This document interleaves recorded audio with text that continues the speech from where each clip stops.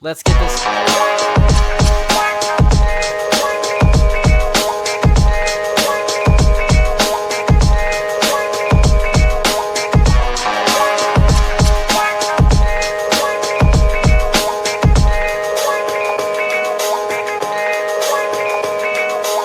Unsung narrative, young dumb American, arrogant, throwing fits, ripping shit, tearing it, imperative. Then I'm killing this mic no matter where I live. These derelict rappers acting a fool, this embarrassing is flagrant. That's the nature of this entertainment, and we can't even change it. Guilty before arraignment, now the system taints it. But when we speak, they all laugh at us, and y'all wonder why I'm lacking trust. Try to fight a giant with attorneys that can back 'em up. That's church versus science, both sides start acting up. I'm late on my assignment, I've been up a mile high, climbing, obviously never silent. New alignment, I'm defiant, cannot describe it. Used to describe it as a young graffiti artist. Before the beard, I always got carded. At every bar, even though my bar's been the hardest. The scars on my face, and I ain't always been the smartest. But I'll show you where my heart is. I said I'll show you where my heart is.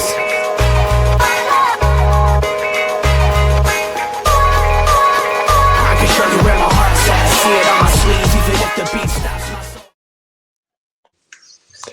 Ladies and gentlemen, it's Tuesday. Hanging with the fellas. Little sports nonsense and whiskey. The vibe is back. Ladies and gentlemen, hanging with the fellas. Robert, Pinky, how are we doing this evening, fine sirs? Oh man, it's great. I'm so glad to be back. I was so mad that I had to miss last week, but hey, family was in town. Obligations had to be met, so I live by the creed. As you should. It is what it is, my friend. But you're back. I am back. I'm excited. I crammed in a lot of stuff while my dad was here, so I'm excited to talk some shop. All right, I love to hear it. There's a few shop things to discuss. Just slightly, just a few. This may be one of those episodes where we have to give ourselves an extra 15 minutes. I mean, we'll see. We got to be careful with that. We know what happens if we start allowing ourselves extra time. I mean, sometimes there has to be exceptions. Big things are happening here. Oh, so goodness. We're reaching finales in a couple sports. Those are going to be talked about heavily, So, anyway, man, it's just so glad to be back with you guys. I love doing this with you. It's one of the greatest parts of my week. It's weird when you don't do it, right? It really pisses me off because I'm like, son of a bitch. Whenever I miss a show, it feels a little weird. So I feel so left out. It's like, this is Tuesday. I'm supposed to be drinking whiskey. I'm supposed to be doing something. Talking shop with the boys. And if that doesn't happen, it's just the whole week's thrown off. Yeah, man. So, all right, boys. You ready to rock and roll? Let's do it. All right. So, obviously, a lot of big things happened over Thanksgiving.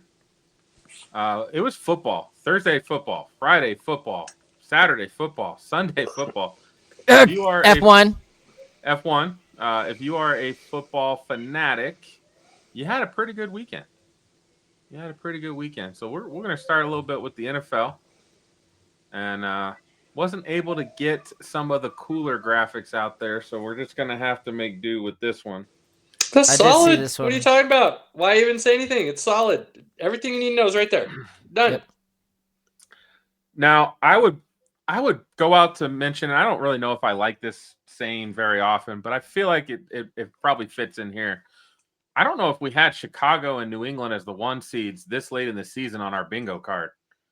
I'm pretty sure we didn't. Check for reference. No, we don't need to check that reference. I guarantee that is not what we had. That's fair. Although someone did say he expected Chicago to have a top 5 offense. Now, not exactly. Listen, I don't want to talk about it. I'm still hurt. He's on track to at least predict that they are playing decent football, surprisingly. But we talked about it before, right, Pinky? Live and die by that sword of the turnover. They're living right now. They're eating really good right now, and I'm excited to see.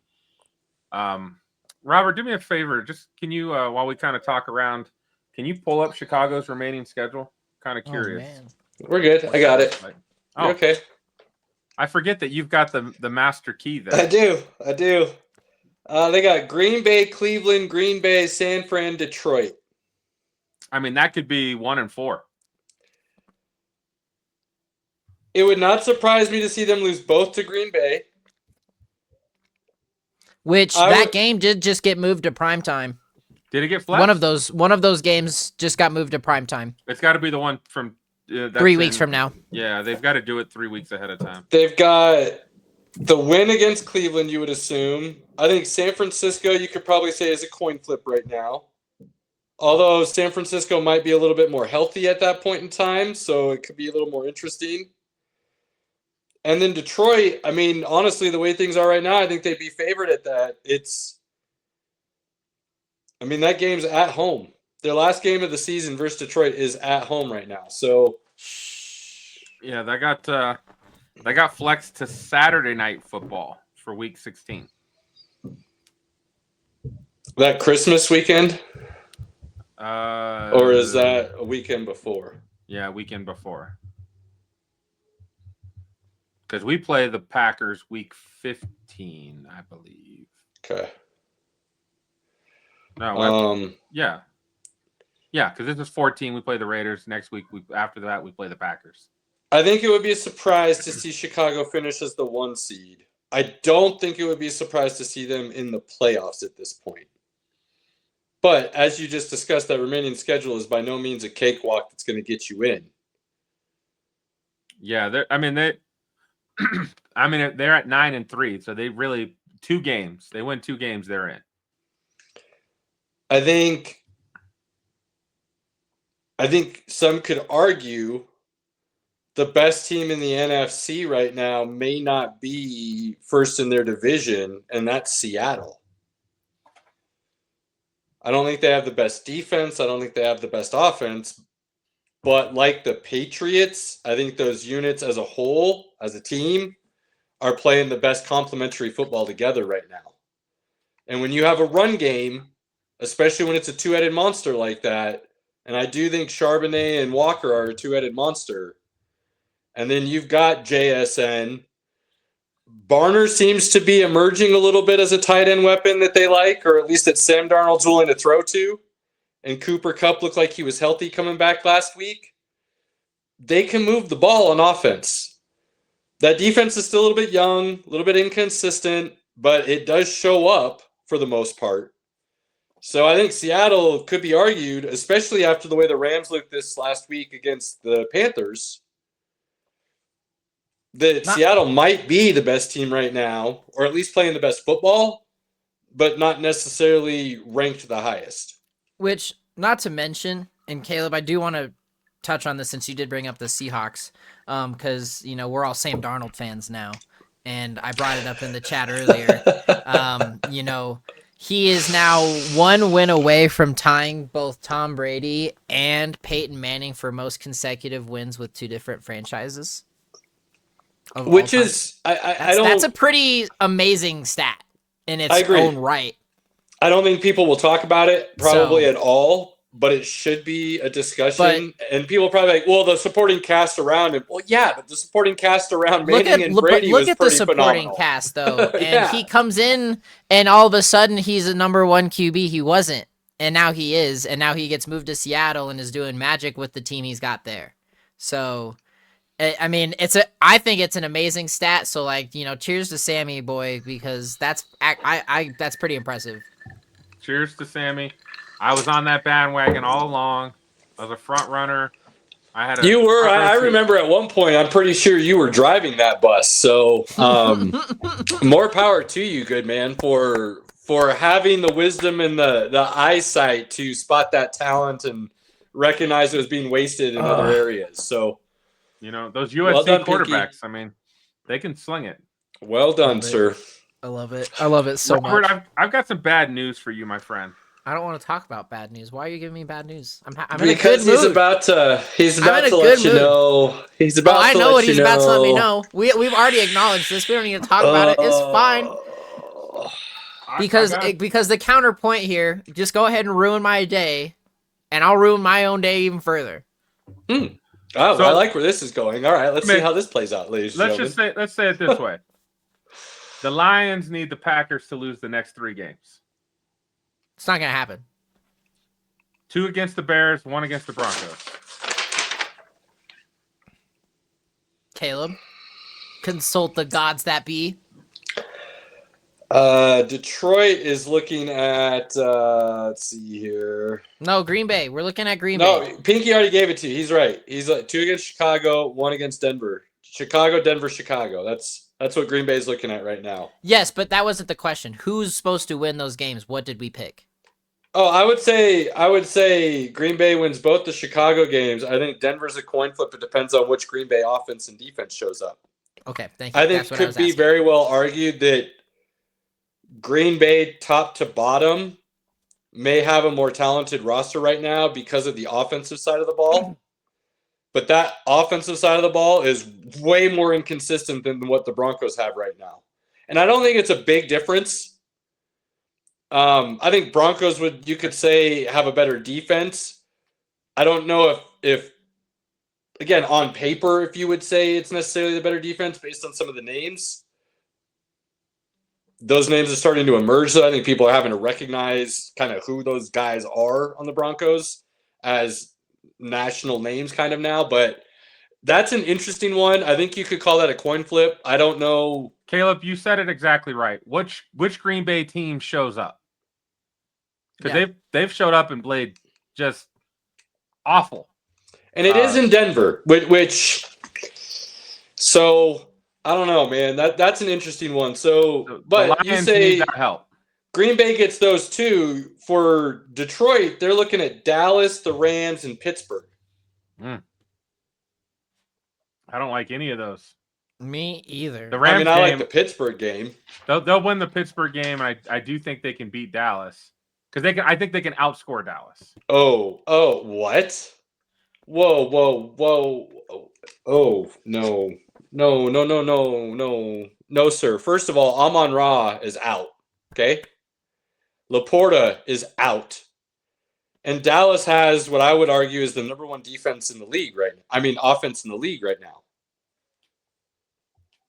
Dak, whether you want to like this or not, has entered himself into the MVP conversation based on the way he's been playing in his numbers. Yeah, not just yet. threw up in my mouth a little bit. He is. No, numbers wise, he is, but the wins in the win column aren't going to put him in there right now. That 6-5-1, right? They make the playoffs. They make it into the playoffs, then we can have that conversation. He's on the outside looking in when it comes to the MVP. I think to say Detroit outscores Dallas when I think it's fair to say Dallas has had the better, more consistent offense this year is a bit of a stretch. I know what those guys can do when they can run the football, and you can run the football on the Cowboys. I would argue that defense, since the acquisition of Keenan Williams, has been playing arguably top 10. I think that has more to do with their opponents than it does them. Maybe, but you could say the same against the Broncos if you're going to start throwing that around. I mean, the Broncos' schedule has been pretty cupcakey. They've gotten pretty lucky with who they've had to face on the offensive side of the ball this season. All right, timeout. We did get off track. I didn't mean for that to happen. Pinky. No, you're good. We're moving along. Where do you want to step back to, though? Pinky said he was going to give me bad news, and he didn't finish delivering bad news. And then I still need to train wreck my own day. So, I'm still waiting here. The Lions are probably not making the playoffs, buddy.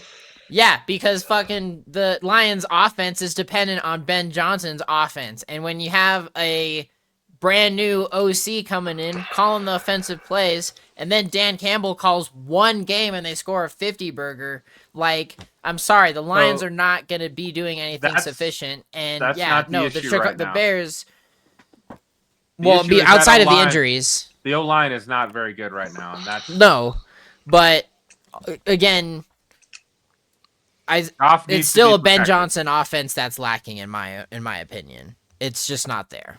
I don't even know if Ben Johnson puts up the same numbers with this O-line. They can still run the ball, but they cannot pass protect. It's rough. It is rough right now. True. But no, I mean, yeah, the Lions in every which way are screwed. So and with the Bears being as good as they are right now, that's why they're screwed. Yeah, no, totally. And so But we even said it, and now it's not certainly expressed on our prediction sheet by any sort of means. But no, we had talked about the Lions really kind of just being in a rebuild year with where they're at. So it's kind of half expected. It is a shame because I still wanted them to continue to make the playoffs to at least get a chance, but understanding it is a rebuilding year, I gotta take it for what it is. And not even a rebuilding year. I don't even think that's fair because they kind of have all the same pieces outside of the play caller. Well, And they lost a lot of their staff. I think it is very underrated, and people don't truly understand the art and the chess match that is a play caller. And some guys have a knack for it, and some guys just know the offense. And there's a big difference between calling a game and calling a play. And a play caller is going to be able to go through a whole game with a specific idea of how they want to approach that. And then the ability to, regardless of what the defense is doing, still find a way to enforce that in some way. However they have to meander back around to get there, they still end up there. While somebody who just calls a play, you're going to hear a lot of that. They got out coached because you don't see the adjustment. You don't see a way around what the other person's doing because you don't have an idea of what you ultimately want to do and the ability to get there from different angles. So Ben Johnson is a play caller. I think that's been proven now. And what he's doing in Chicago, regardless of, you want to say it doesn't look good, it struggles, it's inconsistent, he's taking those pieces and doing what needs to be done to allow that offense to do just enough with what they have and smart enough to call the plays that are within the ability of the playmakers. And he's not asking too much right now. And that's a big deal. Whereas you see other teams that continuously struggle because I go back to it all the time, square peg, round hole. You're trying to force something that your team just isn't able to do. And instead of adjusting and figuring out what they can do and what can be successful, you keep banging your head against the wall. The NFC is interesting because it's a lot of chalk right now, and there's only two teams kind of knocking on the door. The Carolina Panthers are knocking on the door of the Tampa Bay Bucks. Who would have thought? Who would have thought? They're 7-6, one game behind the Bucks. One game behind the Bucks. And then we've got the Cowboys, as we've already talked about. They're 2 games back. Actually, kind of 1.5 because they got that tie. So those are the only 2 teams that have any hope. If we're burying the Lions and saying their hopes are dashed, those are the only other 2 teams that have a shot at getting in. Who is the second team? It's Carolina and Dallas are the only 2 teams that have they're still mathematically there. Everybody else is really gone. Vikings are gone. Cardinals are gone. New Orleans gone. Atlanta's gone. You're really going to say Detroit is I mean, they're right there with Dallas for that last wild card, I would say. It's between those 2. But they've both of those have an uphill battle. San Francisco's 9-4. I know. So they're multiple games behind San Francisco. That's why I'm saying I don't think the Lions will make it. That's a good point. Carolina can still win the division because they're just a game behind the Bucks. And Dallas technically is only a game and a half behind Philly right now. I don't think they'll win, but mathematically they are knocking on the door. They beat Detroit this weekend, and Philly loses. I don't know who Philly's playing, but if they lose, now we have a conversation. Philly plays the Chargers, so that's interesting. That's a really interesting game. I'm excited about that. But then they finish Vegas, Washington, Buffalo, Washington. Mark it out. They're making it all. San Francisco, they finish by Tennessee, Indy, Chicago, Seattle. That's tough. That's gross. That's interesting. That's tough. Dallas finishes Vegas, Green Bay, Jacksonville, KC, Chargers. They play the Lions this week. My bad, that was Denver. Sorry. I was like, that doesn't sound right. It's Detroit, Minnesota, Chargers, Washington, New York. They're gonna win. They're gonna win 2 or 3 of those. I would say they get 3. Think about who Minnesota's quarterback is. I think they win at least 3 of those. Washington, New York, Minnesota, I would say are wins for Dallas. Detroit and the Chargers. Let's just say Dallas wins all 5 of those. Does 11 wins keep them in or out?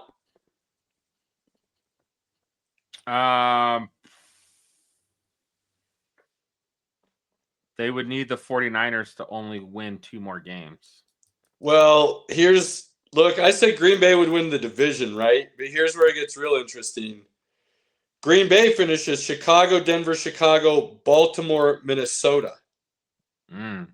That's a tough stretch. Depending on which Green Bay team shows up, they may only win that Minnesota game.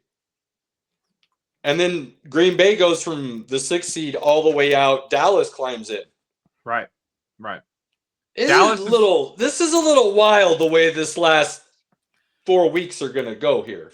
Dallas needs Green Bay and San Francisco to falter, or the Eagles to lay an egg, but I don't think the Eagles are with that remaining schedule. So it'd be hard to see that happening, but boy, that team seems to want to F around and find out a whole lot.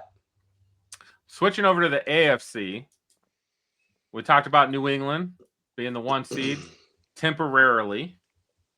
As Denver plays Vegas this week, if Denver wins, they will be the 1 seed. You know what's great, though, about this graphic is the Chiefs aren't on it.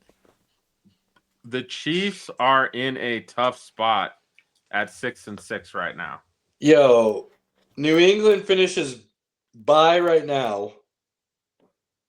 Buffalo, Baltimore, the Jets, Miami. Denver's going to have to win out and only lose 1, whereas then they need to hope New England loses 2 of those. Whew. Oh, man. Now, I do think New England could lose to Buffalo and Baltimore.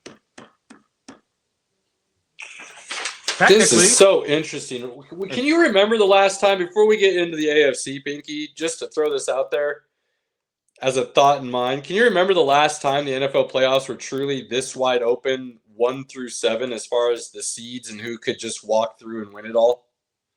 I think it's a little bit more muddied on the AFC than the NFC this year. The AFC, I just mean there's no clear favorite, right, on either side. No, there's not. That statement I would agree with. There's no clear-cut winner. Like, there's no team that you're like, oh my God, that team should absolutely go to the Super Bowl and win it all. We don't have that team this year. Can you remember a time, and let's be honest, whether you like it or not, Detroit is still, if they get in, a true Super Bowl contender. Dallas, if they get in, I would say would be a dangerous team. KC's not in right now, but if they got in, everybody would be like, oh, they're the favorites still. Like, even teams that aren't in the playoff picture yet, or currently, I should say, people would still argue are playoff bound and Super Bowl favorites, which is, I can't ever remember that happening. The way this graphic plays out right now is bad for Denver. They need that 1 seed, or they need KC to get into that 7th spot because they don't match up well against Buffalo. I would disagree with that right now. I wouldn't. Buffalo's run game would run over Denver. I don't think it would, because they literally have no weapons on the outside.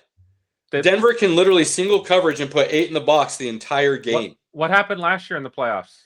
Almost the same exact team. Last year's different. You do it differently this year. I'm just saying, man, if I was Denver, I wouldn't be as concerned this year. The horses are the same on defense. On the D line. But experience, you go through that and you realize, all right, man, we're just going to single and 8 in the box. Good luck. I just don't see how that doesn't play out well. Buffalo has struggled so much to throw the ball this year. Yeah, Buffalo's run If game, they beat you throwing the ball with your secondary, then give them props and walk away knowing you got beat. But that's the risk. Those are the cards I would play. I think KC is a better matchup for Denver than Buffalo, in my opinion. I think the way this sits right now, based on all things, New England would be thrilled to see them on that side of the bracket, because whether Pitt or the Chargers win, both teams are so up and down and injured that you're not that concerned there. And Indy and Jacksonville, based on what they've shown as of late, New England would have to feel really good sitting there looking at an AFC title game in Foxborough. The way that looks right now, damn. And the fact that you don't have Lamar, Joey B, Patty Mahomes in the playoffs, that's wild too. It completely changes the dynamic of what you're thinking about if you have to go on the road, if somebody else is coming to your house. The big matchup this week in the AFC is Houston and Kansas City. Let's go Houston. Because Houston's 7-5, they're right there knocking on the door. And if they beat Kansas City in Kansas City, they pretty much drive a nail in that coffin. Not mathematically yet, but I think it'd be tough for KC to overcome that because they would need help at that point. So everybody ahead of KC, well, not everybody, but a few of these teams ahead of KC. Everyone. The Chargers, the Jaguars, and the Colts. Well, not the Colts. Not the Colts. Buffalo. The Broncos and Buffalo have all beat Kansas City. So the other thing that Kansas City is facing right now is when it comes to, you can't just tie one of these teams in record because you'll lose the very first tiebreaker, which is head-to-head. You have to at least be a game ahead of them. So in that sense, KC is an extra game behind whatever the record shows. Because again, they lose the immediate head-to-head tiebreaker. So that puts them in a very big hole, and they're finishing out here with, Houston, the Chargers again, Tennessee, you like that, Denver, and then Vegas. Give them 2 games. But you look at those other 3, if they don't win at least 2 of those other 3, the likelihood of them being in the playoffs is slim to none. They got to win out. I would say you win 4 or 5. There's still a situation there where you look okay. But even that, I'm saying they don't get. I just don't see how they get that. I just don't see, based on what they're looking at right now, how they get to where they need to be. Now, I will not say all of that and then sit here and act like I'm some kind of fool and I'm writing P. Mahomes and the boys off. They could easily win out and go on a run and win the Super Bowl. They've proven such. They're capable of such. But the way they've played this year up until this point, based on what I've seen and the way the other teams that they're playing have shown, they get 3 of those, maybe 4 if they're lucky. And then they have a chance. But I think 3 is asking a lot. They would need a lot of help. You're telling me there's a chance. They need to win all 5. They got to win all 5. 4 of them, I still think you got Jacksonville that'll be at 10 wins. I think you'll have the Chargers at 10 wins. The Broncos are already at 10 wins. Jacksonville finishes Indy, the Jets, Denver, Indy, Tennessee. They're getting 2 of those for sure. That puts them at 10 wins. And they have Houston the tiebreaker. finishes KC, Arizona, Vegas, Chargers, Indy. They're going to get at least 2 more of those. That puts them at 9. They need 3. Indy finishes Jacksonville, Seattle, San Francisco, Jacksonville, Houston. Yeah, they're out. But if Kind they of win feels 2 that more, way, doesn't it? if they win 2 more of those, then again, well, they don't have the tiebreaker on KC because they lost to KC, so they have to win. They have to win. Who's sitting 3. at 8, 9, and 10 in the AFC right now? Jacksonville's 8-4. Indy's 8-4. Houston's 7-5. Buffalo's 8-4. Chargers are 8-4. Denver's 10-2. So technically, if the Chargers overtook the Broncos, That literally did not answer my question, my dude. I'm sorry. I appreciate you running that down. Who is sitting in the 8 and 9 spots right now? I don't have that. Oh, I've got the standings list that you sent. I'm just using that. That shows me my the bad. records. My It bad. doesn't I show got you. me who's in those spots. KC is 10th, I believe. Because I think Baltimore's sitting in 8 right now, if I remember right, because of. But they're tied with Pittsburgh, so Right. they're making it over Pittsburgh. Pittsburgh's a train wreck. I don't know, man. Baltimore might be a bigger train wreck right now, in all honesty. And Lamar may or may not be hurt again. That's a whole nother issue in and of itself.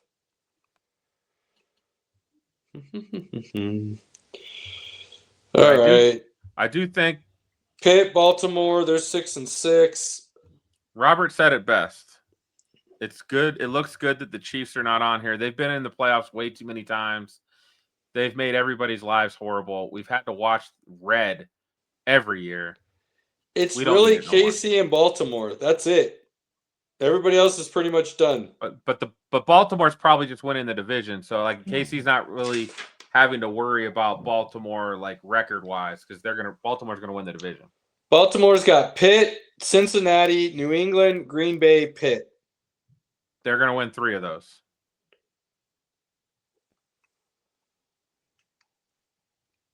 Pittsburgh's a dumpster fire, bro. They just are. They're somehow the way Aaron some Rodgers, of these schedules run out and that whole any given Sunday kind of thing, I could see a scenario where 3 of these teams currently listed don't make the playoffs.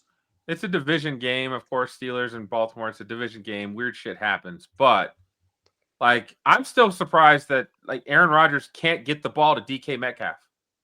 Like he just can't do it. DK Metcalf is the worst fantasy draft pick I've made all year. And thankfully, my team's still making the playoffs. Yeah, but let's be honest. Like the inconsistency with DK in Seattle too is part of the reason Seattle was willing to let him walk. He had these big moments, and then he'd no-show a lot of times. Whether that's him or the offense, I don't quite understand, but it's true. And now it's getting magnified in Pittsburgh with an aging Aaron Rodgers, who, as much as I wanted to believe, and probably foolishly a little bit, that he was going to be able to ball out, he's just not. Well, I think we believe that Pittsburgh's O-line would be better than it is, and it's not. Well, we definitely did that. That's definitely true. Robert, what do you see on the screen that gets you excited? I mean, of course, seeing the Broncos back in there, I mean, that's without a doubt. No question there. I mean, to be quite honest, it's just nice seeing a little bit of new blood. There's kind of a little bit of everything right now. Like, we know it's going to change, but the Seahawks are looking decent. They have somehow found a right chemistry. I mean, we went to a Seahawks game. We rooted for the Seahawks, so I think we kind of have a vested interest in how the Seahawks do. Absolutely. So I'm very interested by that. The Packers definitely surprising. If they can somehow manage to win, great. The Eagles definitely, I feel like, are just falling to pieces. They're just a house of cards at this moment. So, I mean, that's kind of exciting because we're not going to get a repeat. I mean, it's kind of boring when that happens, in my opinion. Just because the Eagles have been so consistent lately. I just want to see new teams in the Super Bowl. I got one. I'm pretty shocked about Jacksonville.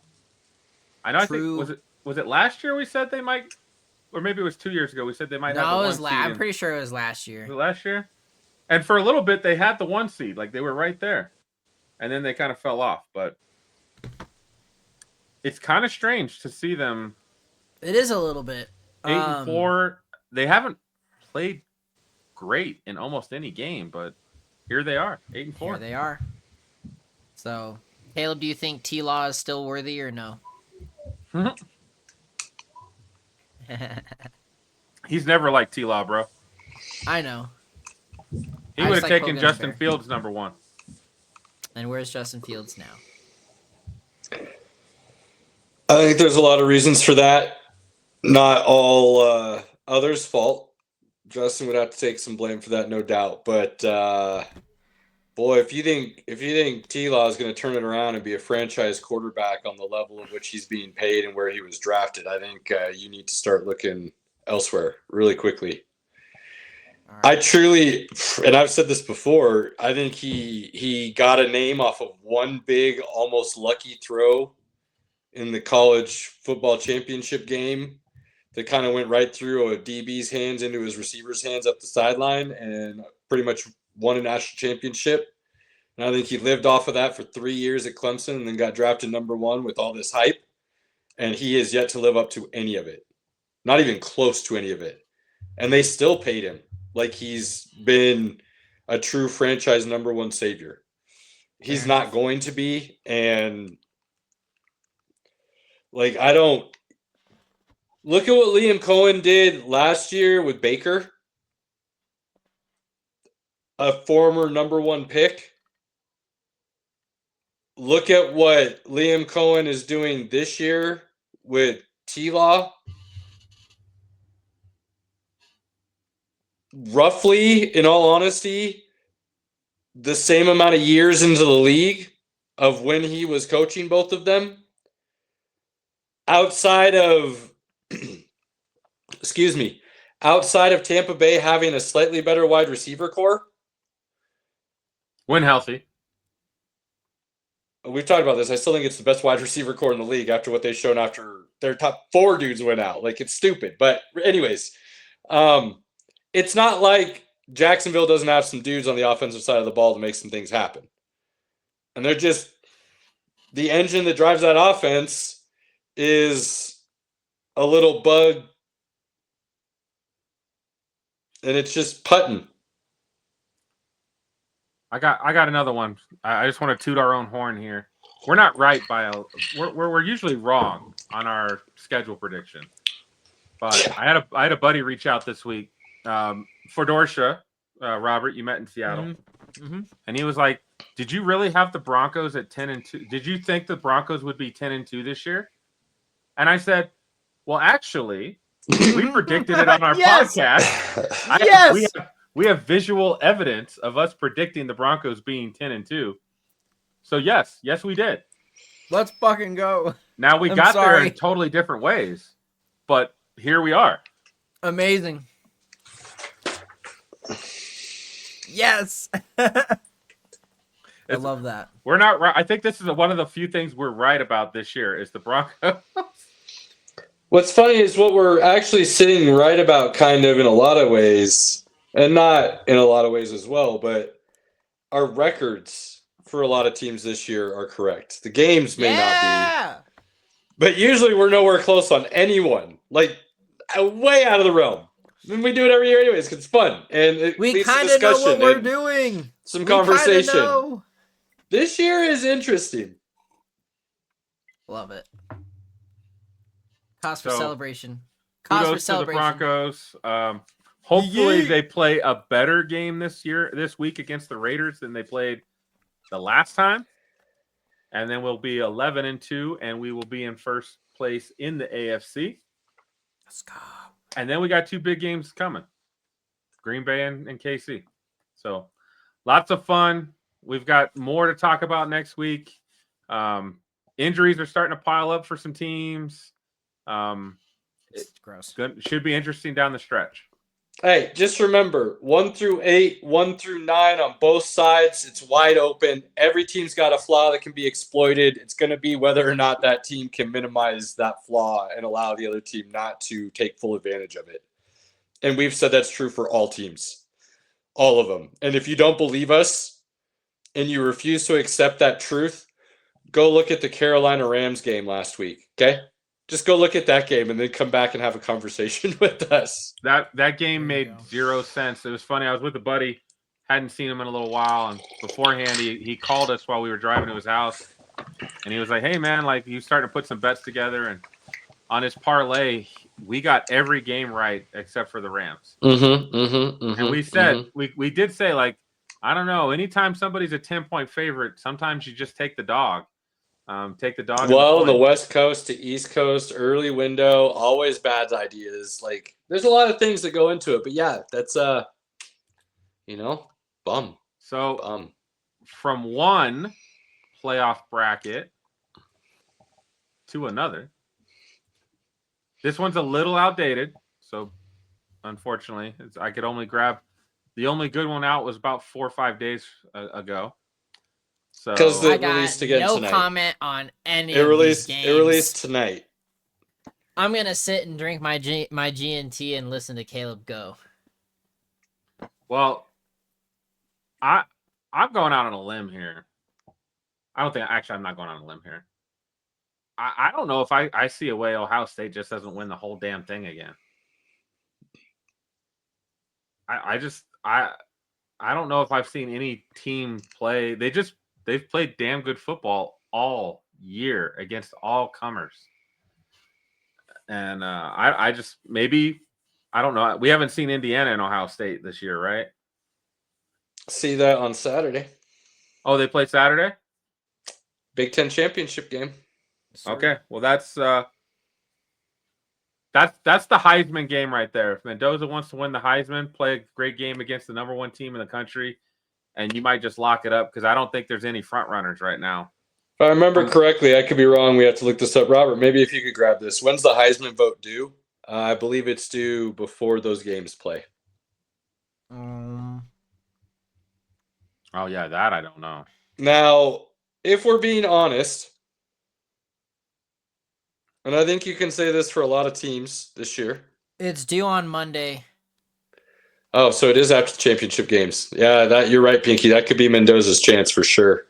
If we're being honest, who has Ohio State played this year outside of Texas? Week 1, which that was a good game. Texas had a chance to still win late, or at least tie it late, I should say. So outside of Indiana this weekend, who have they played? Because I look at this schedule, and the best team I see on here is Michigan late in the season. And I wouldn't even say Michigan's that good of a team this year. Who's Indiana played? No one. Nobody except Oregon. And they did beat Oregon in Oregon.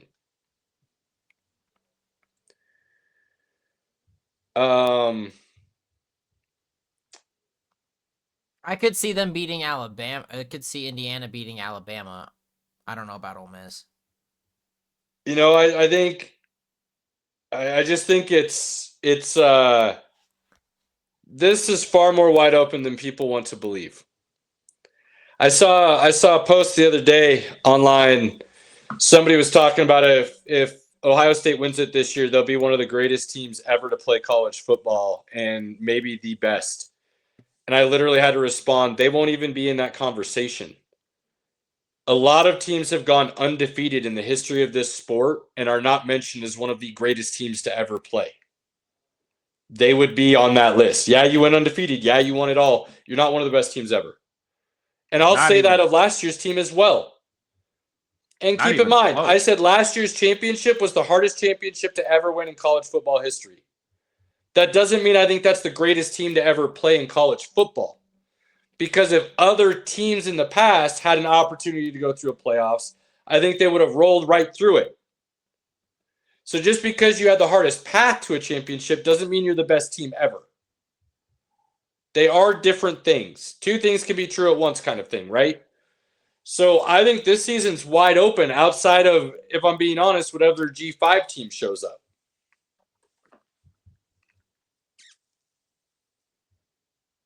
We will see. I don't know. I don't like it. Now, here's where it gets really interesting. Let's give the rundown here for real, because right now, as it stands, Ohio State 1, Indiana 2, Georgia 3, Texas Tech is now 4. Oregon 5, Ole Miss 6, Texas A&M is now 7 after their loss to Texas. Oklahoma 9, Oklahoma 8, Alabama 9. Notre Dame 10, BYU is at 11. And Miami is at 12. Texas is just on the outside at 13, and Vanderbilt is right behind them at 14. Now, Pinky, based on that top 12, there's two things that I take away from that.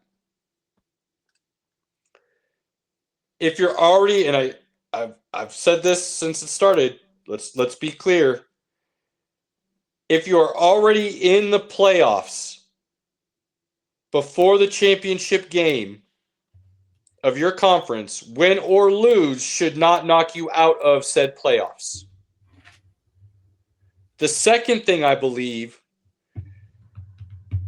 as I'm looking at this, the top 12 does not include the group of 5. So whoever the highest rated group of 5 is, which right now is Tulane at number 20, North Texas is at 24, James Madison is at 25. They're all in their championship games. So depending on who shows out the most, could jump one of them in these rankings. So any 3 of those G5 teams are still in play. Which means, as of right now, based on these current rankings, Miami should be the one that gets bounced. Which then creates another interesting point because head-to-head, Miami beat Notre Dame. And they have the same amount of losses. So how Notre Dame is still ranked ahead of Miami, I don't understand. The other really interesting thing, and then this will swing us into the last college football topic here because I know we've got some F1 and then our nonsense. And I said I would dive into it this week, and then next week we go full bore when the final playoffs are announced. Heisman's ready, everything. We're going to talk college football next week. And Andor. Well, this is our dipping the toes in the water, if you will. Based on the standard that the committee has already set, Ole Miss should be bounced from the playoffs. The committee already said last year with Florida State, you're missing your starting quarterback. We believe that's enough that you are no longer one of the 12 best teams in the country, and we are going to downgrade you in the standings.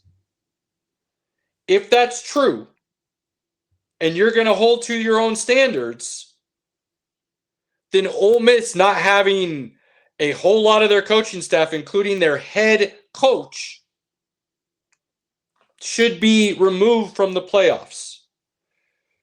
Do I agree with that? Hell no. I said Florida State should have been in last year. If the committee did that this year to Ole Miss, which based on their current rankings, it doesn't look like they will. They're sitting at 6, and it's already announced Lane Kiffin's not going to be there. So the likelihood of Ole Miss not being in it at the end is that would be you want to watch things get set on fire. Go ahead and let that happen next week, committee.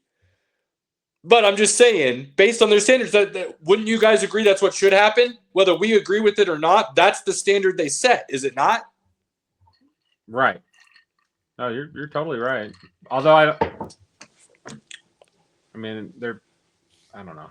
They still think the players on the field are still all there, so you're okay. That's what they could argue is the difference, I guess. Florida State showed how awful they were without their quarterback, which again, most teams would be. Most teams would not be good without their top quarterback. But again, though, they went on a guy who had minimal prep, minimal reps, minimal opportunity to prepare for that situation. They still went out and won. They were undefeated. Undefeated or one loss? They were undefeated. It was like 2 years ago, actually. Yeah, sorry. That you can't. That's crazy. Again, anything can happen on the field. Whether you think that's a big deal or not, the other team's starting quarterback could have got hurt on the first play of that game, and then all things are even again. Like I can't imagine and that was making also such a crazy determination. But that was also before the expanded playoffs. I think you're right. Thank you. I said last year it was 2 years ago when it was the 4 teams still. But still, I don't care.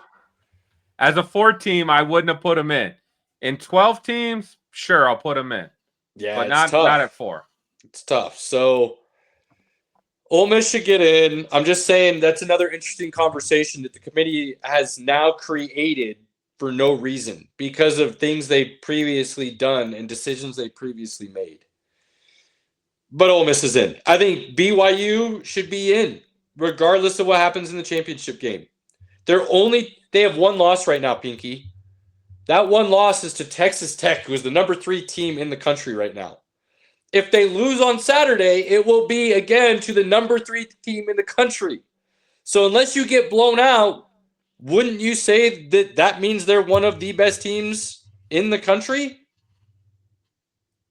So I think that has to be a mindset. If you make your championship game and you're already sitting in a position where you should be in, a loss in your championship game, regardless of the outcome, should not move you out. I just don't believe in that.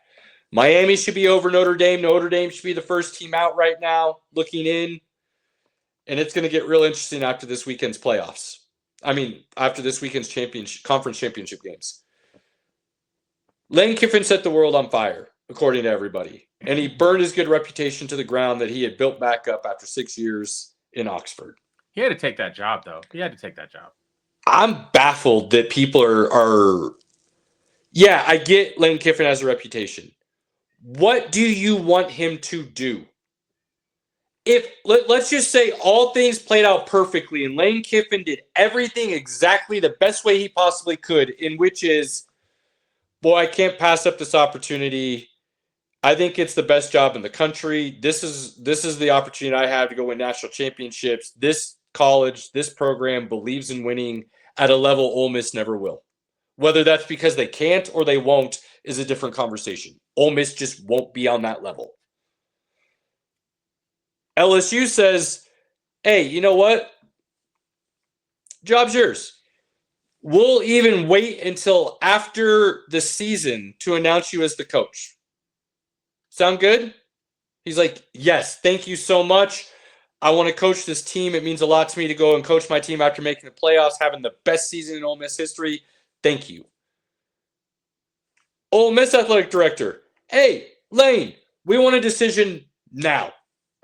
Or else. Or else what? Well, then we're not going to let you coach in the playoffs. Okay, well, I'm going to, I hate to say it, but I'm going to take the LSU job.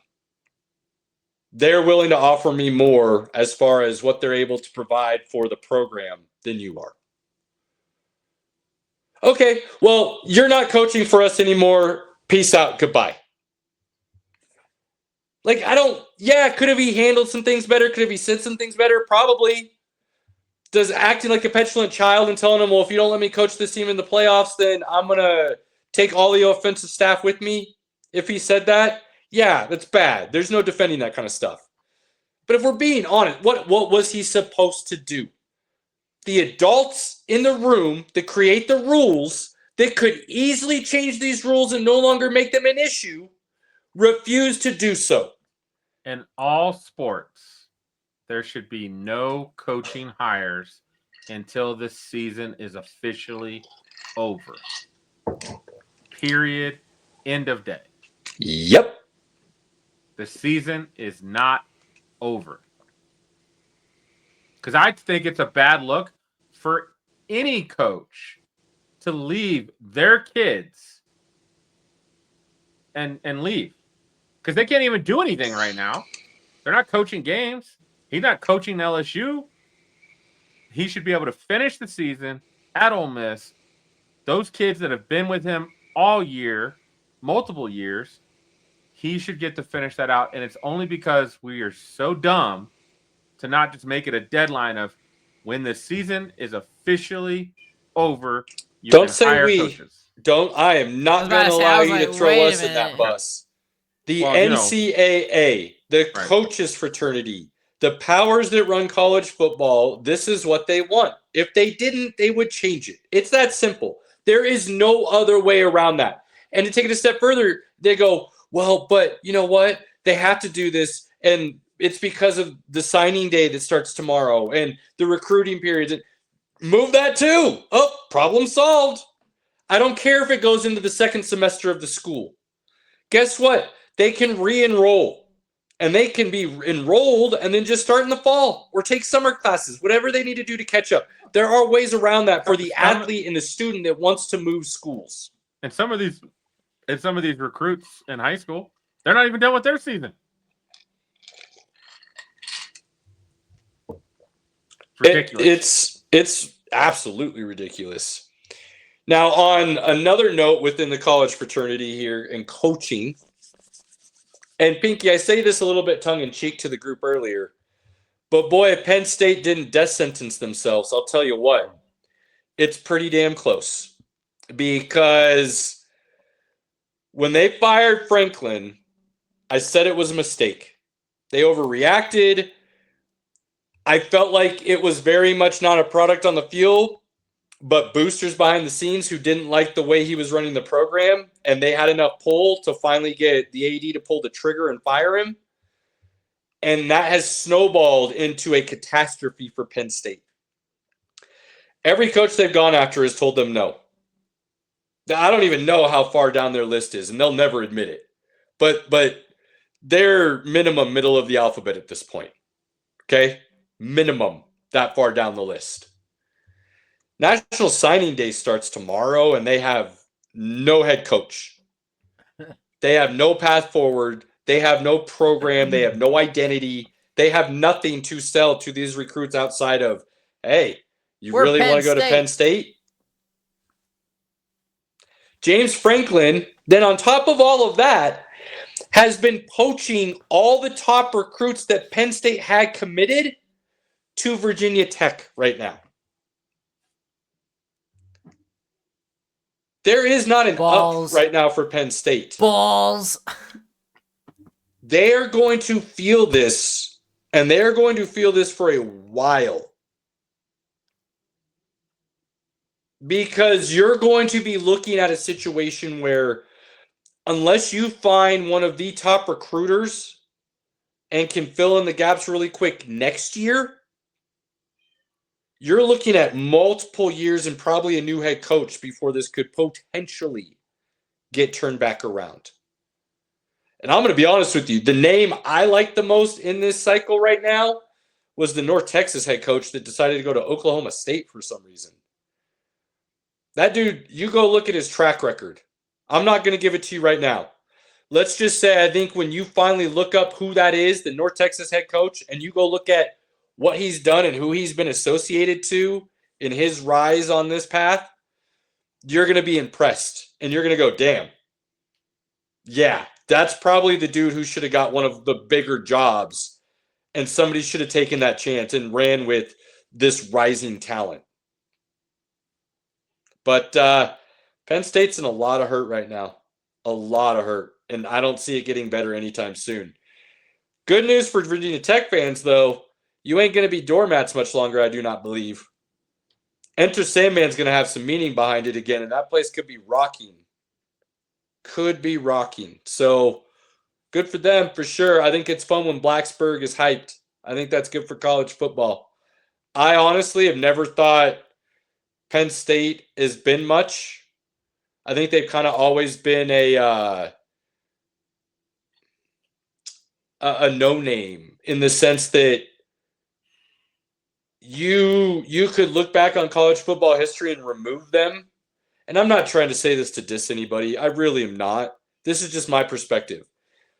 You could look back on college football history without Penn State in it, and I don't think you would miss much of the story. Whereas if you remove Virginia Tech, I think the singular Michael Vick experience and what that did for the game has more impact than a lot of what Penn State has one national title. That's it. Penn State was better in the 80s than Virginia Tech will ever be. I know, but I'm saying, like, what did Penn State do?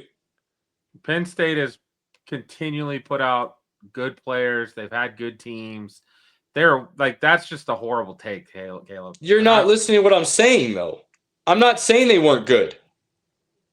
I'm saying you could take them out of the history books, though, and you're not missing much of the story. What Michael Vick and Virginia Tech did had a bigger impact. You could take you could take the Cornhuskers out of the 90s and like nobody would fucking care. So like, that's not what we're talking about. Whether they would care or not, you take same Nebraska. thing. No, Pinky, you take Nebraska out of the 90s and it completely changes the history and the story of college football. Penn State in the 70s and 80s were a competitive football team. They were considered one of the powerhouses. That's a bad take, man. Let's move on. We need to You're talk not again. Okay, you're not listening to what I'm saying though. Like you're. I don't know what correlation you're trying to make because it doesn't sound like a good take to me at all. Because you're not trying to even listen to the take. You're just automatically poo-pooing it because you're thinking I'm trying to downgrade Penn State. Outside of the whole Sandusky situation, Penn State was not especially towards the end. After when was their championship? 1990? People haven't thought about them as a quality powerhouse program competing for national championships really since then. They are an Iowa of college football. And that's crazy to say because Penn State has this huge name. But they are continuously 8-4 kind of thing. That's what they were. Like this above mediocre. And they have this huge name because Joe Paterno had so many wins. But those wins didn't equate to a whole lot. Whereas you look at all these other programs that are in the top of college football wins in the history of their programs, all those wins equated to a lot of championships. So Penn State's won championship. Yes, they have that. Yes, they were really good for a long time. But Penn State as a program, what did they do for college football? I'm saying the singular Michael Vick era of Virginia Tech, as small as it was, had a huge impact on college football. A huge impact. That's all I'm saying. I'm just comparing the impacts that each program has had. I'm saying I think you could argue that Virginia Tech, because of that. I would say Michael Vick had an impact, not Virginia Tech. Okay, you could argue that too. I wouldn't hate that. I'm just saying he was at Virginia Tech when it happened. Right. He changed the game for a lot of athletes out there who now could run the ball in college, throw the ball, and change kind of what we think of athletic quarterbacks. Virginia Tech just happened to be the school he went to. They don't have anything else to hold their hat on. They haven't always been this bad, though. They were a pretty solid program for a while. But they've never been that great either, competing for championships, as you said. So, but that's what I'm trying to say. I don't think Penn State has either. I think that's if you want to say Penn State's just not that great, I will totally accept that. Kind of using Virginia Tech as like an example of like why they're not as good. I don't like that at all. That's not what I was doing, though. Just say Penn State sucks. Robert, am I explaining this well? Do you understand what I'm trying to say, or are you just with Pinky here? I mean, I'm kind of indifferent because I can't really compare anything because I don't. That's fair. That's fair. I'm not trying to. I can't have an opinion on this. I'm not trying to say Penn State wasn't good. That's not what I'm trying to say. That is by no means what I'm trying to say. They were a quality program. They just didn't win anything outside of 1 year. So you're telling me they weren't special. Got it. Which I will accept that argument. Iowa, Iowa, right? You're not going to sit here and be like, Iowa, oh my God, they're so amazing. Like, we've been beating this dead horse. We're moving on. Fair enough. I'm not trying to have this like hot take. I'm just trying to, this very singular thing, the impact of the programs on the sport as a whole. That's it. Not trying to say Virginia Tech is a better program overall than Penn State. So I would just counter your argument with Penn State has put out a lot more NFLers than Virginia Tech ever has. So Penn State's had more of an impact than Virginia Tech ever has. Moving on. On the NFL, maybe, if that's your argument. Move on. We're beating a dead horse. It's screaming. And by the way, not beating a dead horse. That was a fun little conversation. Oh my gosh, I thought we'd never get here. But we're here, Robert, so take it away. I know, like, geez. I was just waiting for that to get over, and that felt like an eternity. Oh my gosh, shut the fuck up. Easy there, Tiger. Jeez Louise. I felt myself age for a second. Now I know what Pinky feels like. No, I'm just kidding. Anyway, man, F1, what a great weekend. Max coming in clutch because McLaren's strategy was just absolute hot, steaming pile of crap. Like, I can't understand how they got there and what their strategy was in keeping either of them out. I really don't. It blows my mind, and I think it handed Max the win. On top of that, everyone needs to chill on Kimmy. He's getting absolutely berated for letting quote unquote Lando pass him to get into a higher point status. That's absolute dog shit. Kimmy's car failed and he oversteered and he had to go wide. That's what happened. That was not Kimmy's fault, and he did not let Lando Norris through. I'll take it a step further. Who gives a shit if he did? Apparently everyone else, because this kid's being ripped apart. That's his business and Mercedes' business. For whatever reason they wanted to let it happen, if that is the case. It does not matter why or if it did. Not at all. Because here's the deal. Everybody for the entire season has had the same opportunities to get to the point where they needed to be a champion. One singular incident in that situation does not hold the cards to anything, in my opinion. Even if they did know at that very moment that swap would help Lando get an extra 2 points. Don't give a shit. Really don't. No. Terrible. So anyone that's going off hating on Kimmy, you're terrible people and awful takes. That wasn't the case. Now, if Lando finishes outside of third, I think is what Caleb, you and I were talking about earlier. I've got it right here. So Lando wins if he finishes third or better, period. Outright. If he finishes third or better, he wins. There you go. If Max finishes first and Lando finishes fourth or worst, Max wins. And then you can go second and eighth, third and ninth, and then Piastri has to finish in a certain order too. So Max has a couple outs outside of that. Okay. Lando has a ton of outs, all the way down to he could finish 10th. And then Max fourth, Oscar third, and he could still win it. So Lando's got a bunch of outs. But really, he needs to finish third or better, and it's his. Oscar has to finish first. If Oscar finishes first, Lando finishes sixth or worse, then he wins. And then there's one other scenario for Oscar. So basically, Lando has a lot of outs. Max has one very real chance, and it all involves him winning, really. And then that's what he's been doing. And then Oscar needs to win and even more help. Understood. I mean, it's going to be a great weekend. Qualifying is going to be absurd. At 6 a.m. to watch the Grand Prix is going to suck on Sunday after holiday partying.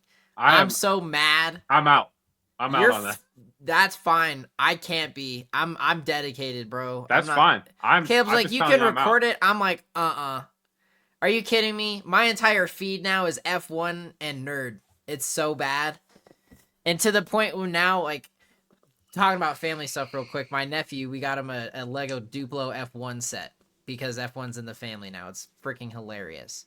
But I can't miss this. I'm so excited for it. It's been a great season. It's been an exciting season with everything going on with the championship and everything changing. I'm hyped. I mean, this could very well be the race of the year, in my opinion. So let's be honest. I mean, I'm pulling for Max. McLaren by not pitting when the safety car hit, like the top whatever other 8 racers did. Yes. Cost them that race last weekend. Yes. That strategy ruined them. They're also appearing to have a little bit of an issue with the pace of the car right now. To where if they're not running in clean air out front, it does not look like they necessarily have the pace to overtake potentially Verstappen the way that Red Bull car is running right now. Is that because of the questionable strategies they've used with the car itself and the plates and the expansion of said metals and things of that nature and the plank and whatever else and the ride height and maybe. So much. But if they don't finish 1 and 2,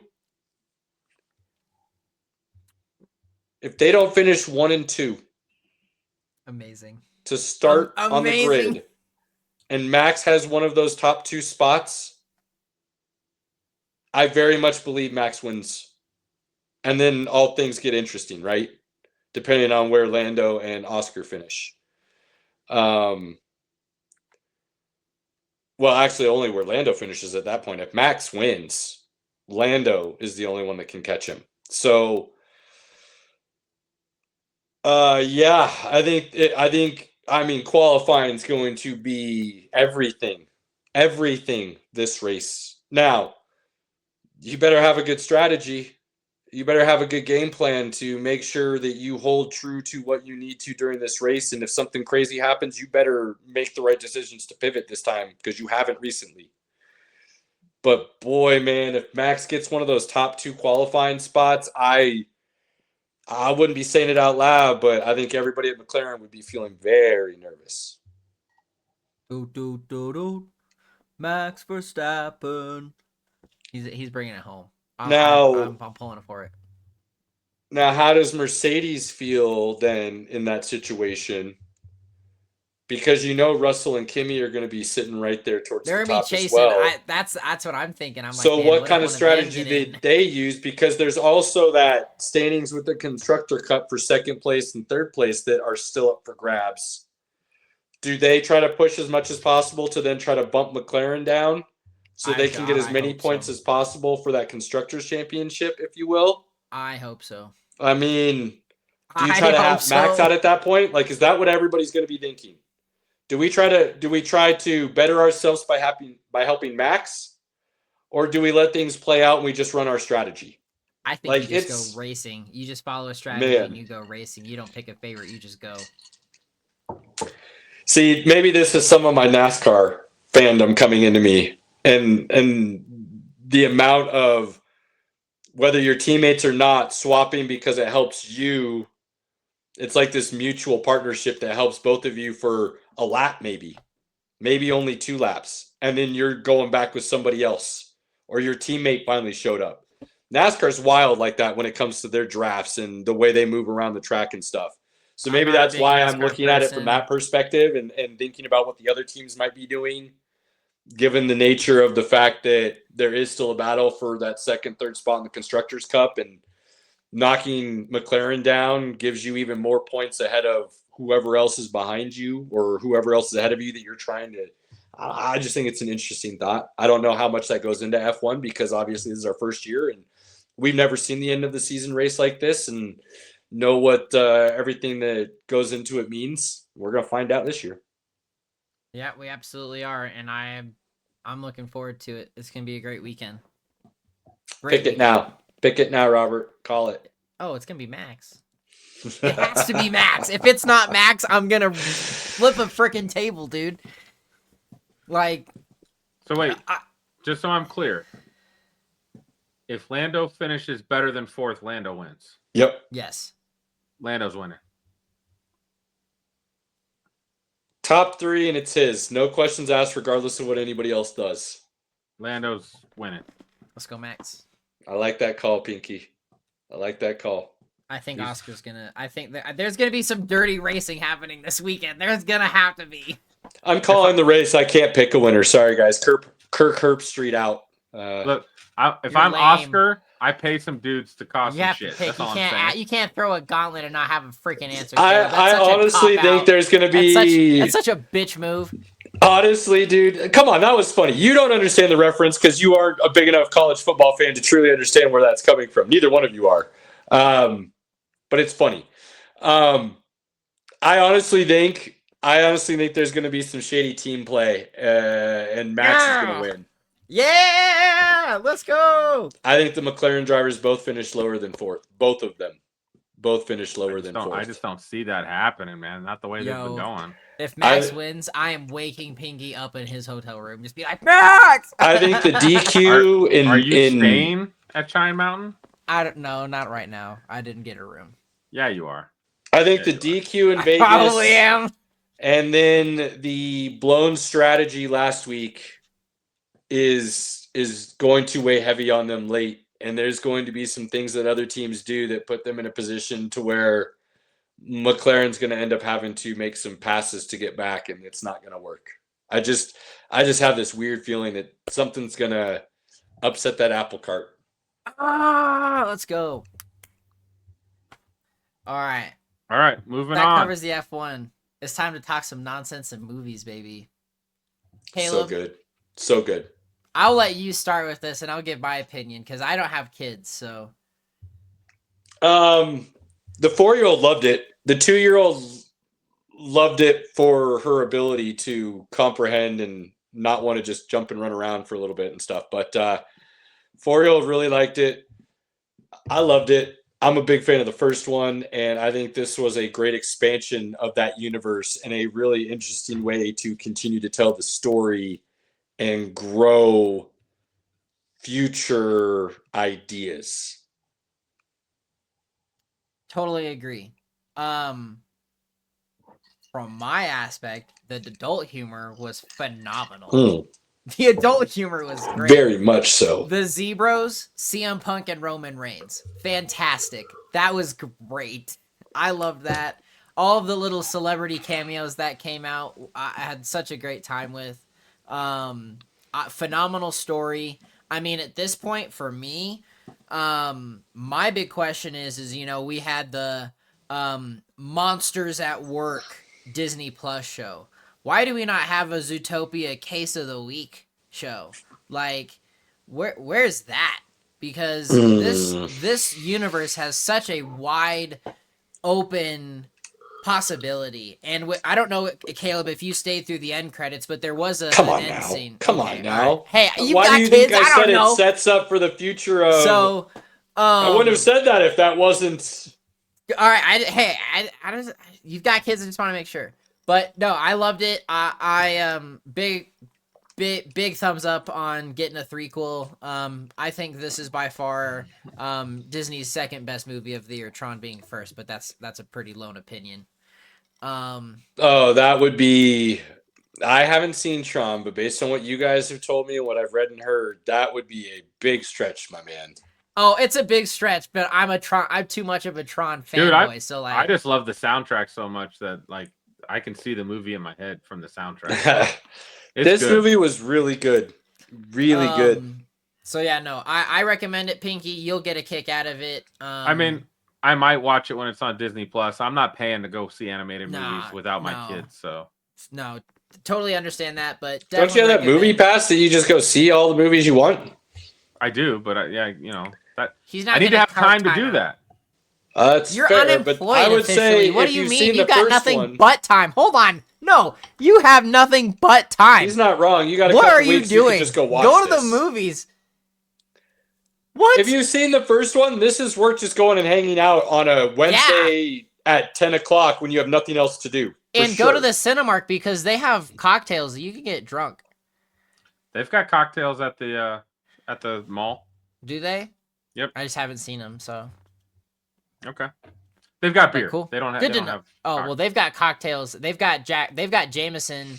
But I go to the movie for free at AMC, so that's why I can always get you free tickets, Pinky. You never call. It is good. It's really good, and again, the story and the way it's set up.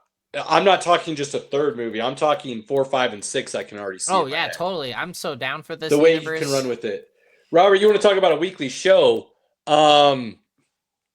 Why don't they just do a straight season on The Godfather? Oh my gosh, that would be so cool. That'd be fantastic. I mean, I love that introduction and the fact that they brought them back and the daughter's now running part of the empire. Phenomenal. Yep, you could do then a season on just Nick's. I can't remember his name now, but Nick's coworker, his buddy, his partner in crime. The little guy that always plays the baby. Oh, I don't know if you ever get his name. I can't remember. But you could do a season on just him and what Oh, the hell dude. he's doing while Nick's doing all this other stuff. There's, Like, what are you so doing? much. What are you doing when you're not hustling with Nick? What's happening here? I mean, Patrick Warburton, come on. Like, I So- love that guy. Love that Yeah, guy. there's he's a the way main character that in this movie. they could really expand this if done right, and it would be amazing. They could ruin it really quickly though as well. So Oh, absolutely. In the right hands, yes, but Let's or see the what wrong happens, hands, but I should say. Disney did really well with this. No, This no, was Disney a quality Disney sequel. did great. So Zootopia 2, Caleb and Spicy approved. Better than Moana 2 and Frozen 2. Facts. Oh, I don't know. Frozen 2 is pretty good, but Yeah, it was okay for a sequel. This was a solid standalone. okay, that's fair.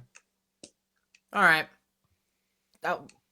I'll maybe see eye to eye on that. I need to come around to it, but it's there. Also, if you're having any doubts, Shakira is in this movie. So let's just.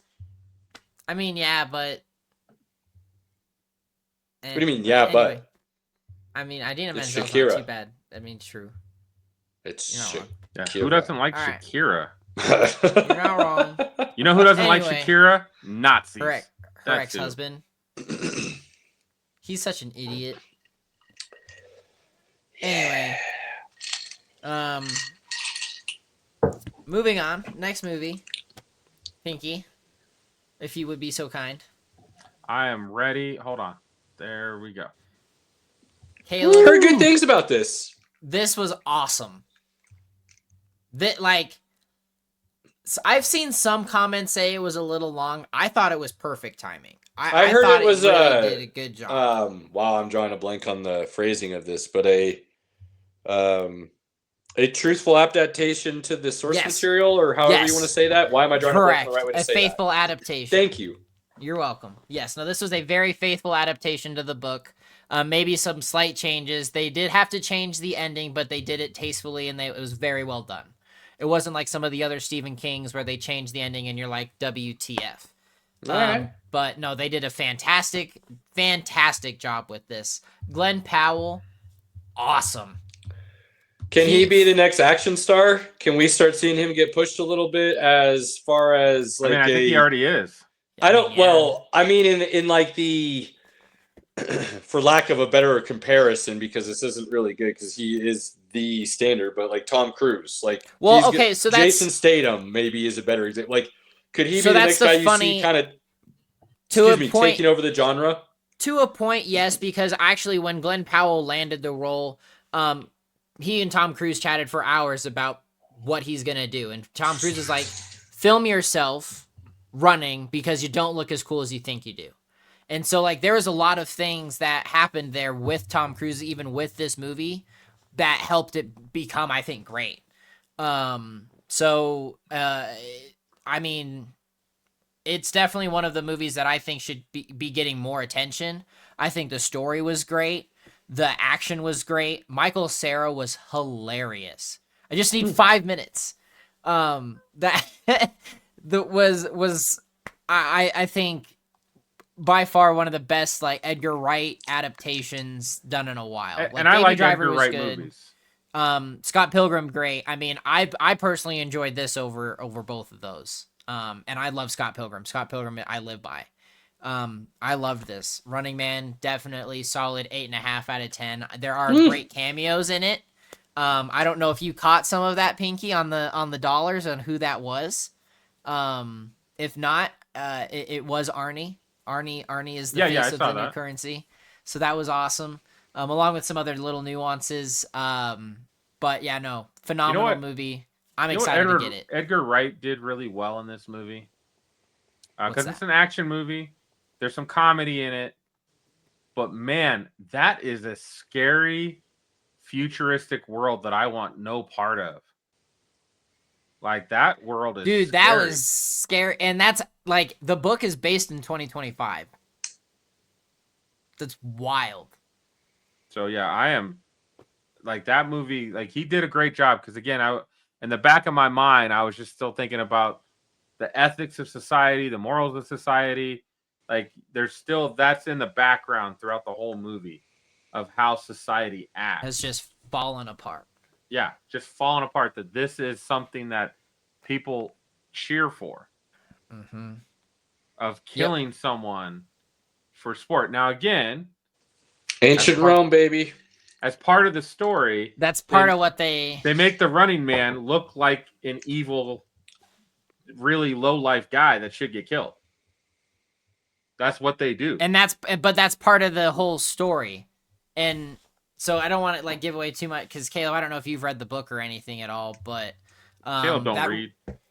Oh, that's hurtful. man. That was hurtful. Wow. He watches too much sports to read. Don't. Oof. It's not the case. I know because Lord of the Rings and other things. But anyway, I've read that too. It's a short book, Caleb, but it's phenomenal. So totally on the Robert's watch list of the year.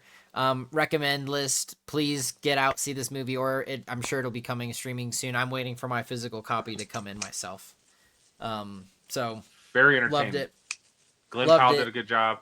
I want to go back and watch the original now just to kind of remember seeing that. That's fair. I got 2 more topics. Pinky, I don't know if you've got the Stranger Things one by chance for me. Yeah. He's all, yeah, do bitch. Look at this. Let's go. Season 5 is off to a hot start. I'm really enjoying it. Definitely have a few surprises up their sleeves already. Soundtrack, of course, does not miss. It's great. I don't know if anyone else has gotten to see it here in the group yet, so I don't want to give away too many things. Yet. I need to take some time to sit down and watch it. How many episodes is it for this? There's only 4 out right now, and they're each about an hour apiece. Yeah, you guys can spoil this away if you want to. I don't give a shit. I can't say anything right now because I know Pinky watches it. So I do watch Stranger Things. I'm very happy. I'm very, very happy with some of the celebrity, or not celebrity, but big name actors, I guess, that from the 80s make an appearance. So very, very much looking forward to seeing where this continues on Christmas. I actually made, after Thanksgiving dinner and everything, my dad and I came back to my apartment, and then after about 45 minutes, I was like, all right, I need you to leave. He's like, why? I'm like, I'm sorry, but I know you won't watch it with me, but I need to watch Stranger Things. And I watched all 4 episodes. It was fantastic. I was so dead tired the next day and kind of had some regrets, but it was so worth it because I didn't finish till like 2 a.m., but it was awesome. Awesome. You know, the 80s nostalgia is what I loved about season 3. I thought season 3 did like the best job. That's fair. Of making you feel like you were in the 80s. Man, that's what I really enjoy about the show because it just brings me back to my childhood. That's awesome. No, so definitely Stranger Things, awesome. They brought one of my favorite scenes of any movie into their universe, in their own spin, and I highly respect it. Definitely in one of the top entrances of all time, in my opinion. So I'm all in. I'm excited to see where the ending is going to take us. I'll have to get that in. I'll have to get that in this week. The tickets actually went on sale to go catch the finale in theaters, so I'm actually thinking about buying a ticket. We'll see though. How many more episodes do we have? There's I think another 4 total.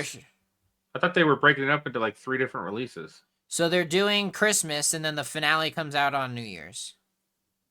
Okay. Let me check how many episodes come out. So yeah, you're gonna get another 3 episodes, 5, 6, and 7 on Christmas, and then on New Year's Eve you have the finale, which is 2 hours and 5 minutes. It's longer than Fantastic Four. Okay. So I'm excited. We're buckling up for a great final season of a show. Hopefully it sticks to the landing. But yeah, love Stranger Things. Pinky, can't wait to talk about it with you once you get caught up, man.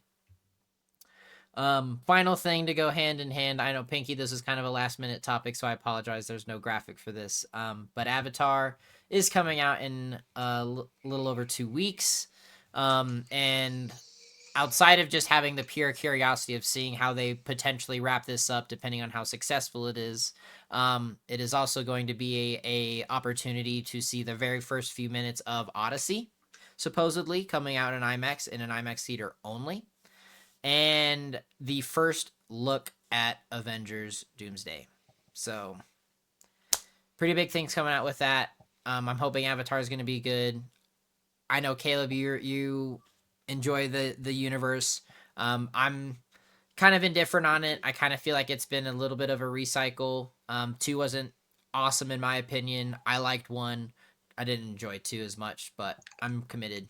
1 was incredible. 2 suffered because it took so long to come out. Had 1, 2, and 3 come out consecutively, I think for lack of a better way of saying it, I think that's the full picture. And then 4 and 5 get to expand on it because everybody knows his plan was 5. But 2 suffers because I think it's one of those things where it needs to be like they're on the run. You need to be able to tell that story and how they move forward into finding a permanent home again. But because it came out so late, it lost the impact of what they were truly doing. And then it felt like they're just living in Waterworld. No, they weren't. They were on the run. But you didn't feel that urgency. The idea of 3 being such that it creates this wild dichotomy where, based on what I know about the story and what's come out right now, you get a tribe of the native people that AWA does not protect and save from devastation. AWA, by all accounts, is going to let a natural disaster happen and let the dominoes fall where they may, if you will. Whereas in the other situation, AWA intervened and saved a tribe after a non-natural disaster took away their home. And how that pulls on who's right and who's wrong and what they're doing and the morality issues and the way you could argue for both sides then, I think is a really cool idea. How that plays out, how the story goes from there will be interesting because you're also then pulling in the other people like the main character, Sully, who are native but not native, who are now trying to find ways to basically destroy the Sullys, and they'll team up with anybody, but they're really arguably maybe no longer avatars. They're now part of the people. They just are part of the people that don't think Sully's the savior. I think there's a lot of push and pull that could go really well, but could also fall really flat. And so that's why I'm really interested to see what Fire and Ash has to offer. Totally I feel agree. that, man. I still liked 2. It just... Yeah, I didn't... Yeah. There was just so much of a distance between the 2 movies that it was just like it didn't have the same feeling. And that's one thing that I'll be honest, there was a deal on Amazon for Black Friday that I couldn't pass up, to where I got collector's editions of both, to where I actually got the extended cut of Avatar, which I've never seen. So gonna watch those back to back once I have them both and see where that goes. Just that sounds like a long fucking day. Pinky, we watched all 3 Lord of the Rings extended editions for New Year's Eve. Hold on. My son and I watched all 3 Lord of the Rings. Well, I was sick as crap. I was sick as crap. But regardless, you were in the room, but yeah, you didn't watch I was it. dying. I was sick as hell. But again, I mean, it's no different from watching that in one go. So this is just another version of that. And I mean, to be quite honest, it's, if I were to never even watch Lord of the Rings, it's the same as watching The Godfather. Like, it doesn't... Long movies entertain me more than movies that are short and sweet. Like Godfather 3 is a bit of a letdown still compared to the first 2, unfortunately. I completely agree, but the recut of it that came out is fantastic, and I will rewatch that version so much more. I will ask you this, Robert. What's your take on 7 Years in Tibet? I mean, I like it. That's a rough one. Cool. I'm a big fan of that. I won't say a big fan, but I do enjoy that movie. I thought it was a good story. 7 years Crazy, into insane Tibet, long, I and most think is- people can't even get through it and just give up. I really I liked mean, it. Casablanca. So that's where I was curious. Long movies. Gone with the Wind. I mean, again, some of those movies now I can't stand Sound of Music. What? I can't, dude. I can't stand that movie. Dude, that movie's I can't do Sound of awesome. Music. It makes me That's so a great mad. movie, man. The history within that The movie history that's behind playing it out is absurd. is great. I love it. I cannot stand the movie. It makes me so mad. Farewell, That's adieu, Avita, say goodbye. No, I don't even like musicals, and I enjoy Sound of Music. No, dude. I can't. Sound of Music ain't a musical, it's a movie. Yeah, it's closer to a musical. It is definitely a musical. I can't. Now, I will say, in my statement, it is something that I will be rewatching soon. I don't know when soon will be, but it is on the 250 list of movies. How many times have you seen it? I've seen it like maybe twice, and When? I was little, probably like. Oh, I think you'll have a between much 7 better to 12. appreciation for it now. We'll Right. see. We'll see. I can't promise when soon will be, but I will get to it. I watched that with my kids. They loved it. There's just certain movies that, again, as you get older, you understand more. Sure. There's a lot of, like, again, Nazis, all that. Although As you understand it now, I think it'll make more sense. How the Speaking of aristocrats this- tried to navigate that whole situation, and it's pretty. Yeah, it's a musical, but man. Now and now I'm not trying to compare these two in any sort of nature. It's just they are in somewhat related in as far as the ranking list is concerned. Caleb, as much money as the first Avatar made and how long it stayed in theaters, it is not on that list at all. I think that's because critics want to poo-poo it as a Dancing with Wolves. It's not critics. This is all user rating. This is all Fern Gully. users. Well, I'm just saying, Fern Gully is an example. People try to. I think it's Literally Fern Gully. that narrative, Robert. I think has gotten pushed so hard that people don't want to see it for its unique, own created world and storyline. I Me would personally. I don't think it's its own. own storyline, but the world itself, yeah. But see, I hate that visually. because everything's a version of something else. If you start going down that road, nothing's original until you go. Like, I don't even know how far back you have to trace it to get to that. Everything has been influenced by something else. As much as you want to think your idea is original, somebody's going to see it and go, yeah, but that's just this. Look at what Quentin Tarantino's doing right now to the whole Mockingjay. What is that?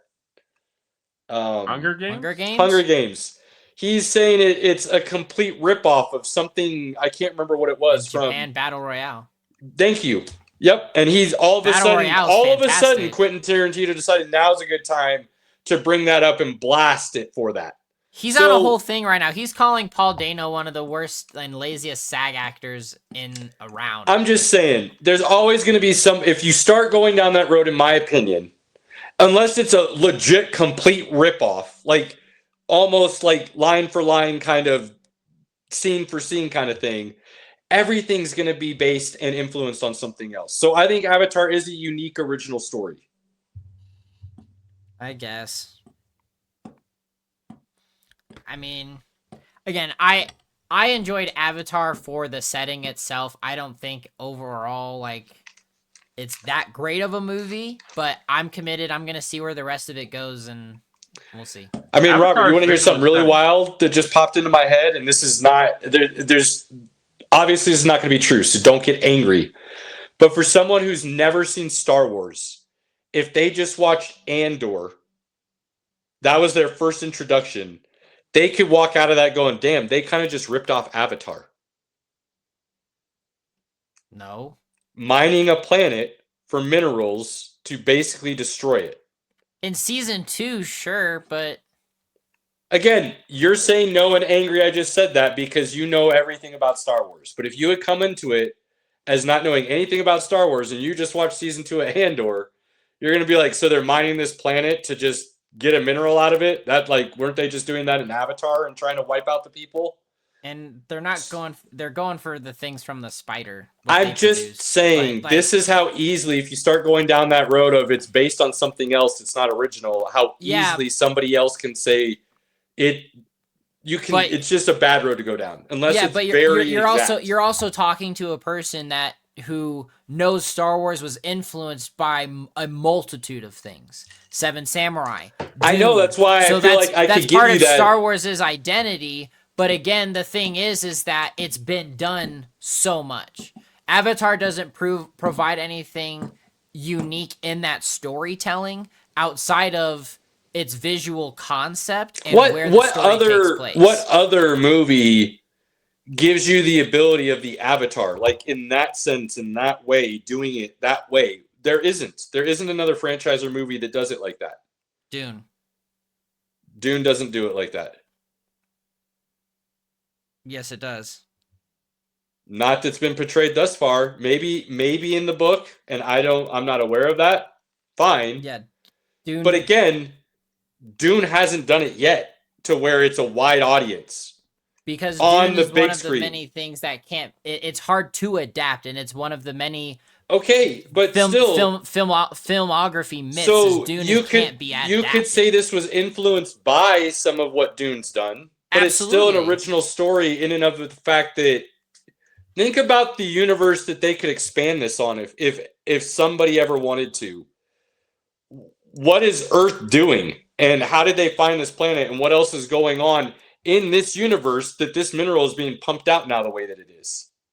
Like, we're getting such a minute snapshot of this world, this universe, that I think it's cool.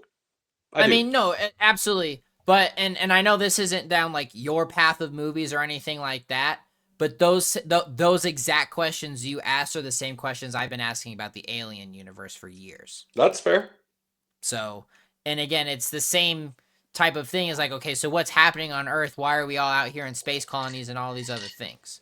So, like, you're masking it in different ways, and sure, but for me, it's like, Avatar isn't one of those that I would place in the top 250, and there are some movies on there that I would argue shouldn't be on there anyway. But I don't see Avatar working its way in there, in my own opinion. I mean, kind of what Pinky was saying. I think based on just the visuals and what it did on the cinematography side of things is worthy of top 250 all time. It's a movie I would tell people to watch. Just because it is visually stunning. And that's all I got to say about that. There you go. It's no Dark Knight, that's for sure. It's not many things are, buddy. I mean, that's why the Dark Knight is on 250. It's unique in that aspect. I don't think Avatar provides that much of a unique element. But I'd put Dark Knight in the top 10 for me. So. Yeah, that's what I'm saying. You're arguing maybe potentially top of the list compared to, middle bottom of the list. Like, that's not necessarily a fair comparison. Like, what's at the bottom? What's sitting at like 230, 240, 250? What's sitting down there? That's what I would want to know. Let's see. The Iron Giant's 239. Stand By Me is 238. 230 exact is the Hotel Rwanda. Never saw it. Yeah, I didn't see that. I haven't seen that. That sounds depressing. Well, here's the thing. Like, there's stuff that I like watching. Like, I'm all for a good movie like that. I just never saw that one. But I bet there's a lot of things higher up on the list that are going to be the artsy stuff. The Cannes Festival, the Sundance Festival, some of those indie movies, if you will, that I wouldn't even put on the list or think twice about. And I bet actually the top 10 are like the most wild movies. It's so Shawshank, Godfather, Dark Knight, Godfather 2, 12 Angry Men, Return of the King, Schindler's List, Fellowship, Pulp Fiction, Good, Bad, and the Ugly. That's all really good movies. Fellowship is 7. I put Two Towers over both of those Lord of the Rings. Two Towers is 11. If anybody's like, I got to watch Lord of the Rings, I'm like 2 Towers. The rest of the Dude, other ones, right? 2 Come Towers. on. Yeah, I mean that's pretty solid top 10. And then you start thinking like, then you look at the AMC list kind of thing, and then you start talking about the Casablancas and things of that nature that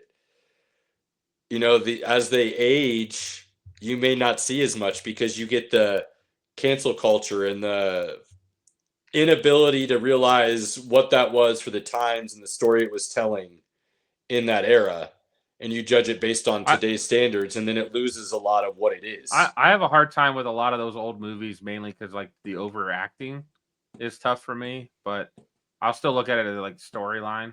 But I will say I had similar thoughts until I took a couple different film classes in college, and learning the backstories and the history of the industry and the eras and what all went into what they had to do to make those films, and Yep. procedures and codes and everything else, FCC and whatnot. Wild. Interesting. Totally different era. Yeah, Totally different era. it makes it gives it new perspective for sure. So well, that's all I got for nonsense. I know we went over a little bit, but nerds and sports. Nerds and sports. That's exactly right. final thoughts, good sir. Pinky, hit me. Hey guys, well, I will be out next Tuesday. I appreciate you guys covering me. And the next time you guys see me, I will have seen the greatest of all time wrestle for his last time. So I will tell you all about it with all the details. My wife is so excited to go. Should be a great weekend in Washington, D.C. Miss that place. Make sure you go to. I don't know how long you're going to be there, but if you can, go to Alexandria. No, dude, this is a quick trip. Like we are, Okay. like we're pretty much staying. Flying in, crash at the hotel, wake up, get breakfast, go to the Solid. arena, watch the show, go home, Leave. fall asleep, fly out. Nice. Yeah, pretty much. The Solid. wife's like, we're not seeing anything. I was like, yeah, probably not. If there's some meet and greets, we're not doing anything. If there's not Nice. meet and greets, we'll go walk by the White House. We'll go walk by a couple things because we're right there. But other than that, yeah, it'll be Nice. It'll Nice, be in and out. We got Nice. you covered. Go enjoy the time, my man. Yep. Robert, No worries. final thoughts? Oh man, are we not entertained right now by just not only the great sports that is F1 and football and soccer right now because of qualifiers, and like it's just fantastic to be a sports guy. And I mean the nerd stuff is just happening constantly. TV, movies, can't go wrong. Zootopia for the family, Running Man for a date night. Glenn Powell's naked in it. Like your wife will love it. Can't go wrong. So yeah. We're entertained, people. We are entertained. Sports calendar's crazy coming up from now all the way through the end of the year. Christmas Day is absurd. If you haven't seen that layout, oh my God, it's going to be amazing. On a nerd side, finish Andor. Boy, is that going to have to need a very good conversation. I'm so incredible. happy. About damn time. We've got a new show. Well, not a new show, but a new show for us to discuss weekly coming up with season 2 of Fallout. So that's going to be wonderful. Whoop. Yeah, it's a lot coming up and going on. So very excited. Last thing I will say also on the nerd side is it sounds like somehow HBO is going to do a couple more spinoffs and fix season 8 of GOT. That should be interesting to see how they completely change and fix and make it work, and it actually is incredible and everything's great going forward, or they fumble it so bad it's going to make everything even worse and they're going to wish they had just stopped after like the Red Wedding. So that'll be fun to see. Should have stopped at season 6. I'm just saying, like, how you correct that now, like that's out there, everybody's seen it. I don't know how you fix it, so good luck, HBO. And Mr. I'm not going to ever finish my books and leave everybody miserable and pissed off. Good luck with that. On that note, you have time with your inner circle, family, loved one, friends. Do not take those moments for granted. Cherish them. Take advantage of them whenever you can. You know we do.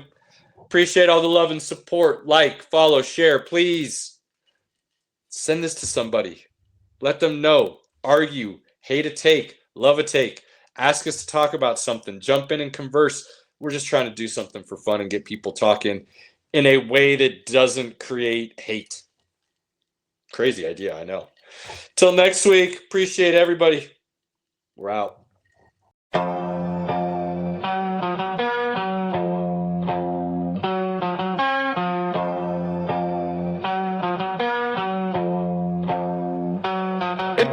Pinky in the building, reppin' orange and blue. Broncos country, yeah, you know how we do. Hot take so wild, you remember the name. From college ball to the pros, Caleb spitting game. Robert here, the pop culture plug. From comics to racing, pour the drink in the mug. Sports, nonsense and whiskey, yeah, bold talk. Good laughs and a glass in the air. Sports, nonsense and whiskey, right? Kick back, tune in, take a wild side stride.